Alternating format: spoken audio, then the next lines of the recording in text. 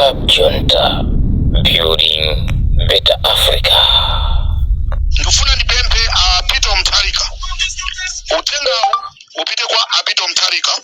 Utenga upite kwa Atupere Mulusi. Utenga upite kwa Enoch Chihana. Ndi azisogoleri ena onse amene muli muzipani zotsutsa amai Kariati. We need serious things right now. Ndufuna ndikupempeni mupite kumaula kumene kuli Pastor Shumba. Pastor Shumba anapangidwa chipongwe. Ndinapita kumaula kuti ndikaone, ndakanizidwa, ndikuuzidwa kuti Pastor Shumba sali kumaula. Ma prisoner warders auzidwa kunena kuti whosoever go kupita ku maula prison kukafufuza Pastor Shumba azauza kuti kulibe. Pastor Shumba anapangidwa chipongwe muselo imene anatenga pochoka nawo ku Plantaya kubwera nawo ku Lilongwe. Muselo mmenemo munapopedwa ma chemicals amene apangisa zonoti Ashumba tikunena pano sakupeza bwino akudwala.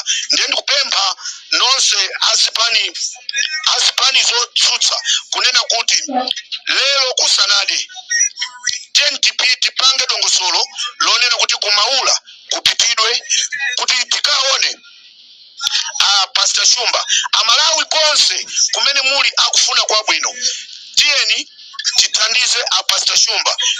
Asipani zotsutsa, let's find lawyers, they must fight for Shumba.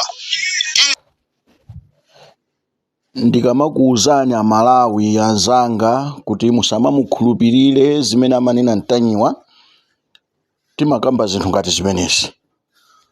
Always Boni Kalindo akamangidwa Ntanyiwa amakonda kubwera ni mabodza.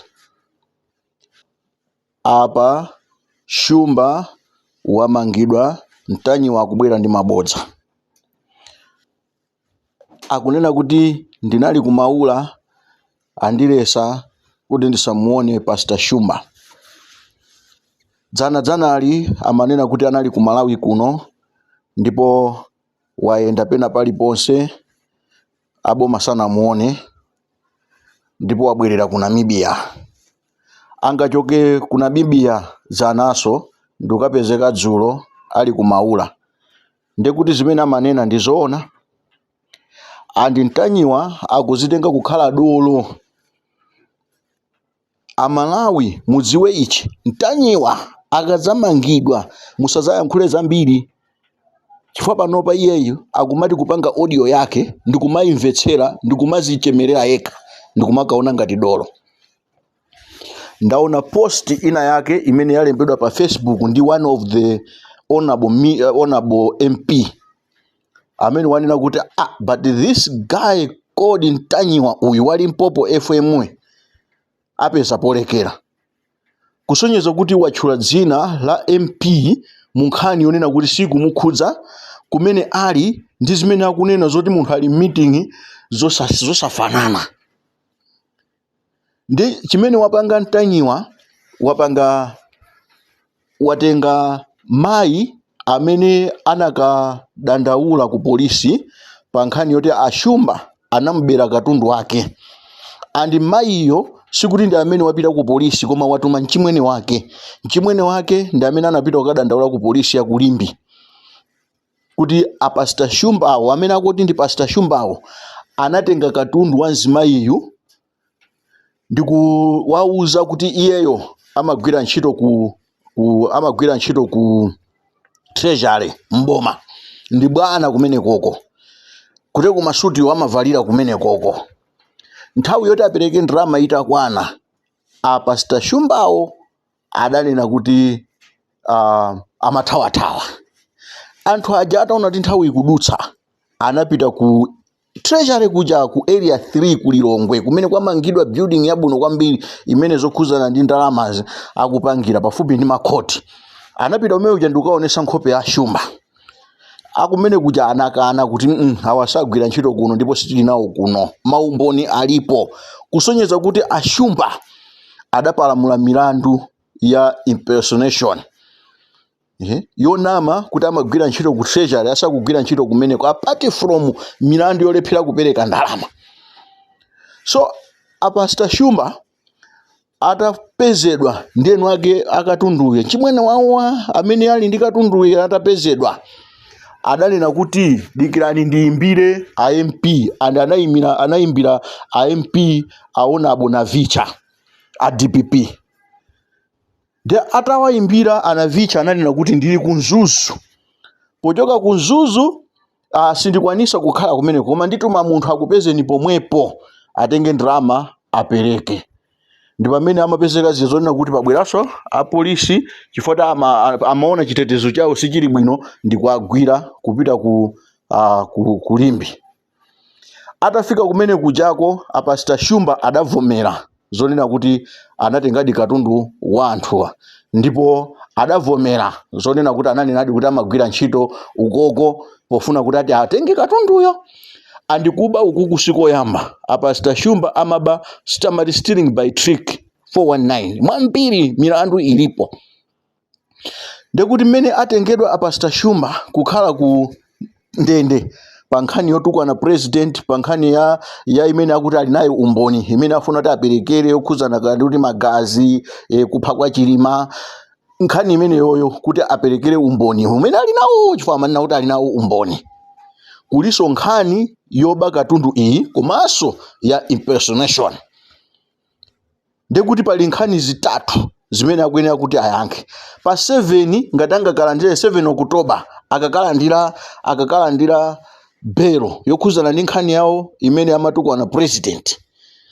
Pomwepo ndekuti akuyenera kuti akaperekedwe ku polisi ya Kulimbi kuti kesi ya katunduyu ndi ya impersonation ikayambe.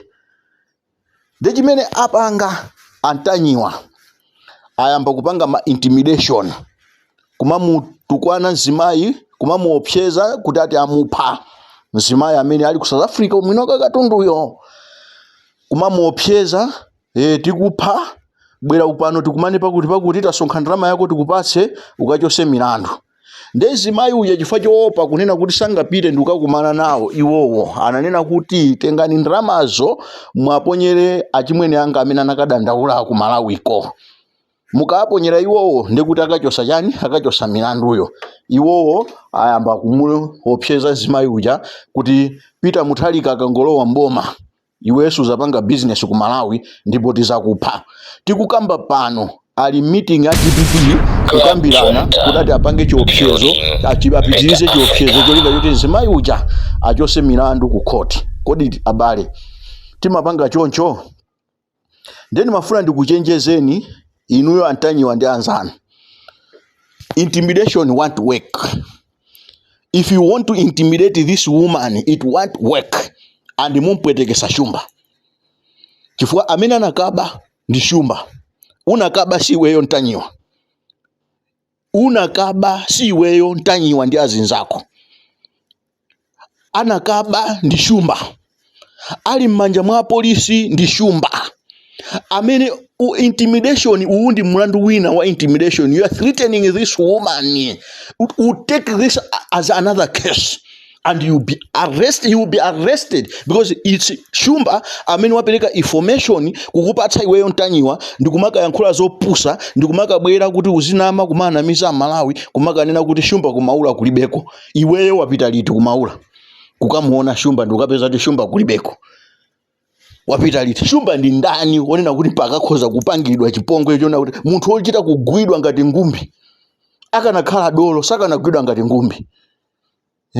And uziwa for sure kuti Shumba kuti agwidwe ndi chifukwa cha ukhuluku wake anapita kwa Nzimayi ndikagona kwa Nzimayi usiku wonse ndikusiyako chikwama kuti ndikupita ku Phalombe ndikamachoka ku Phalombe ndibwera ndizasiya ndalama ya chakudya akupita kumene kuja kungofika ndi galimoto ndipase chikwama changa ndizipita. Nzimayi pofusa ti ayi tadikirani nanga ndalama ya chakudya ija bwanji ayi tandipase basa anamenya chiseko kuswa chiseko cha nyumba kunaliso kuba. Ndemu kamanena kuti yayi Pastor Shumba Pastor Shumba ngati kuti ndi munthu onena kuti is very respected man kapena ndi munthu onena kuti amaonesa chikhalidwe chabwino kuziko kunoko muchedwa. Nde Pastor Shumba ali ndi milandu iwiri ya kuboma imene akuyenera kuti aperekere maumboni ake amene ali nawo iyeyo. Ali ndi mulandu wa impersonation, ali ndi mulandu wa kuba zinthu, ali ndi mulandu panopa ndikuti usegulidwanso wa intimidation. Mumaganiza ngati mukamamuopseza munthu, mukamamutumizira munthu ma message opseza ku inbox munthu aopa. Sangaope. Iweyo Ntanyiwa ndi zingati zimene wayankhula ku dziko kuno zimene zachitika. Palibe. Chilichonse chimene umayankhula umani Amalawi tiyeni dzukani, tiyeni tipite tikamuteteze Boni Kalindo ndi angati amene amadzuka chifukwa iweyo wayankhula. Amalawi tiyeni tingopanga mademo, tiyeni kunchewu tikapange mademo ndi angati amene amadzuka. Uli ndi ndani wamakusatira ni ndani? Iweyo Ntanyiwa ndibwerezaso ngati zimene wayankhula onabwina pa Facebook zonena kuti your days are numbered. Usamone ngati tikamakhala ducho nje ndikuti kusekerera. Iweyo your days are numbered. Your days are numbered. And uzingoyamika Mulungu kuti mwina uzagwidwe ndi apolisi. You are damaging maina anthu ambirimbiri, ma minister, ma MP, kutchula maina bopata kaso mukanga kuti iweyo ndiye kuti you are the only person ziko lonseli amene ukhoza kumakhala kuti iwe ndi kukhala dolo using social media. Your days Ntanyiwa are numbered. Take my word, your days Ntanyiwa are numbered. Amayi amene ukwaopsezawo iwo akangopita ndi ukadandaula za intimidation, udziwe kuti iweyo ugwidwa and iweyo ukudziwa. Sumayenera kukhala patsogolo nkumawaopseza, umayenera kukambirana nawo, umayenera kuyankhula nawo bwinobwino.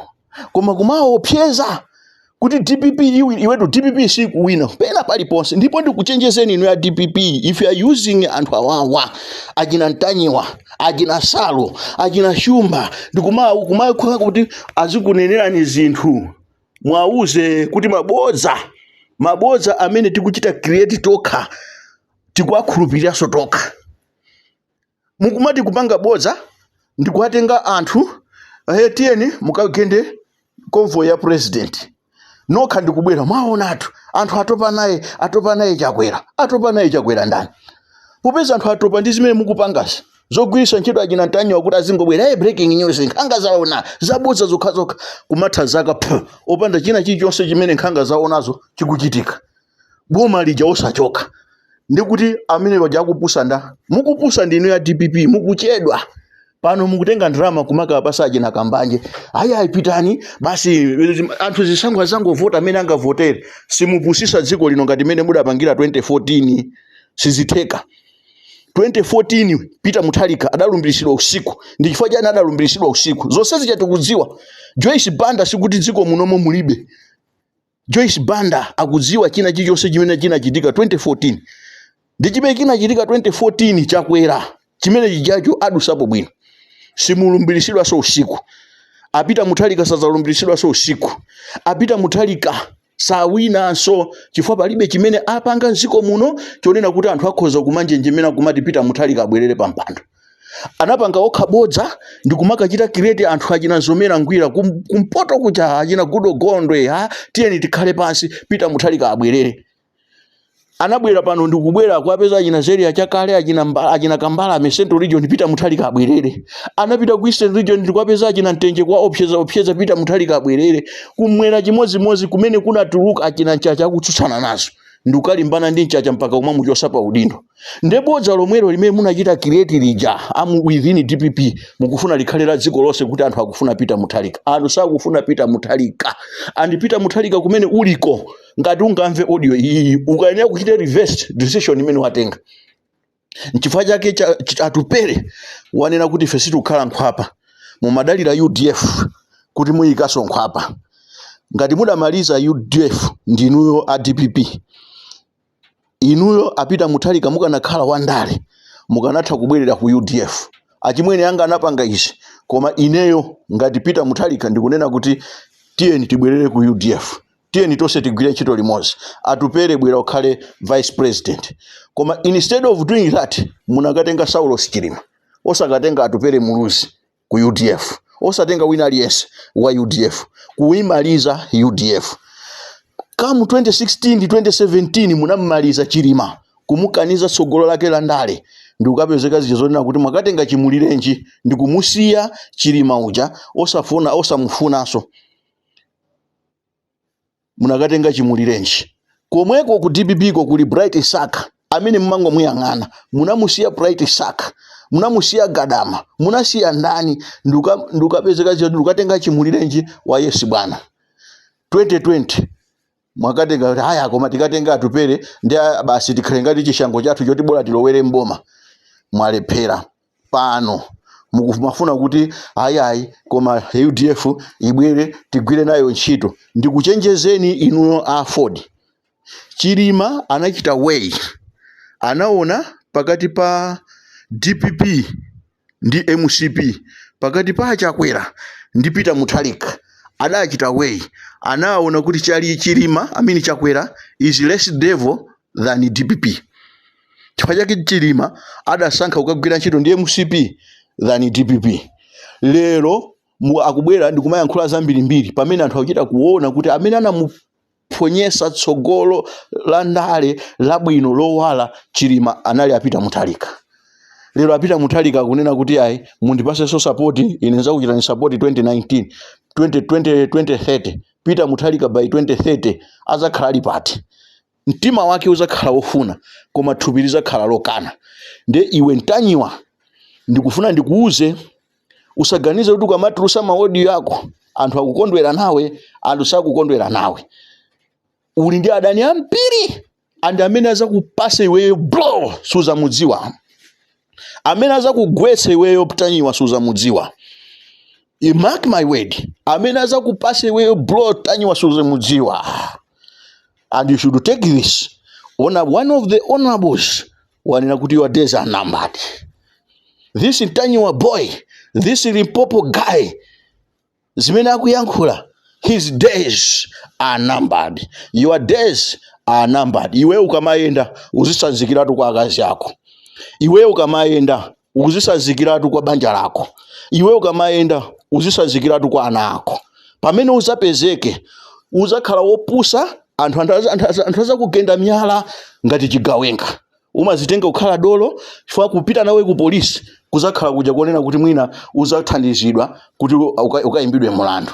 Koma kukupeza anthu akufufuza kuti akupeze zina lako lenileni andi mene umayendera andi zonse zimene kuyankhulisa kumene kuyankhulisako ndi kumene kukupangisa kuti sopano anthu azikuziwa. Owe ndine wa Malawi First amaziwa kuti ndekuti amacheza ndi achina Boni Kalindo. Achina Boni Kalindo omwewo azakupereka. Achina Boni Kalindo omwewo adzakupereka ndithu pangatalike pangatani. Iweyo ukafika 2025 usanagwidwe uyamike Mulungu wako. Uyamike Mulungu wako. Koma zopusa zimene ukumangotulusa Pastor Shumba kumahula kulebe ali kuti ndikutoka mutenga ko ndiweyo. Better Africa.